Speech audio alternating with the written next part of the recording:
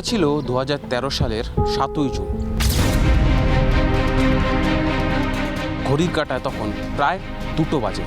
চারপাশে তখন নির্ঝুম পরিস্থিতি, তার কারণ ঝমঝমিয়ে বৃষ্টি নেমেছিল।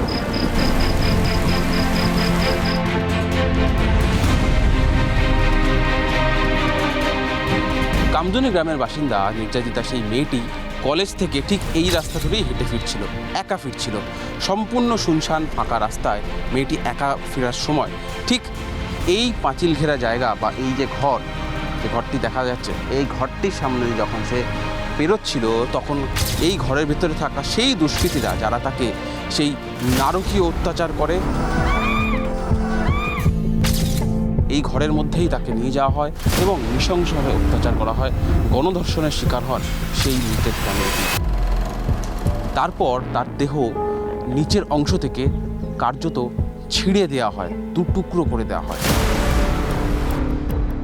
এবং 2 টুকরো করে দেওয়ার পর দেহ লোপাটের চেষ্টা করা হচ্ছিল। যে পাঁচিল ঘেরা ঘরের মধ্যে তাকে ধর্ষণ এবং খুন করা হয় সেই জায়গা থেকে কিছুটা দূরে সেই পাঁচিলের অন্য প্রান্তে তার দেহ ফেলে দেওয়া হয় এবং যে ঘরে এই অত্যাচার, এই হত্যালীলা চলেছে সেই জায়গা থেকেও প্রমাণ লোপাটের চেষ্টা করা হয়। কলেজ থেকে পরীক্ষা দিয়ে বাড়ি ফেরার সময় এক নারকীয় অত্যাচারের সম্মুখীন হয় আমার নিজের বোন। যখন দীর্ঘ সময় পেরিয়ে গেল তারপরেও যখন মেয়েটি তার বাড়িতে ফিরছে না, তার বাবা মা 2 ভাই চিন্তায় ভুগতে শুরু করে। আমাদের কেসটা যারা ঘটিয়েছে প্রধানের ভাইপো আনসার আলী, তার সহকর্মী হলো ওখানে প্রধানের ভাইপো, কিন্তু ওরা ওই যারা রাজ চালাতো। যেমন এখন সন্দেশখালী যেমন শেখ শাহজাহান রাজ চালিয়েছিল, আমাদের ওই কামদুনিতে ওই আনসার আলী ওর সহকর্মীরা ওখানে ওরা দাপটে ছিল।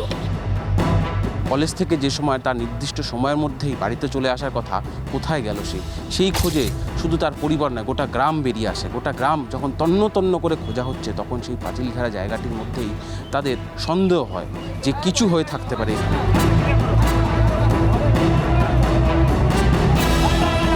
সেই সন্দেহ যখন শুরু হয় তখন তারা পাঁচিলের চারপাশ থেকে খুঁজতে শুরু করে। তার কারণ তারা এই ঘরের ভেতর রক্তের দাগ পেয়েছে, ফলে তাদের সন্দেহ কোথাও আরও দৃঢ় হয়।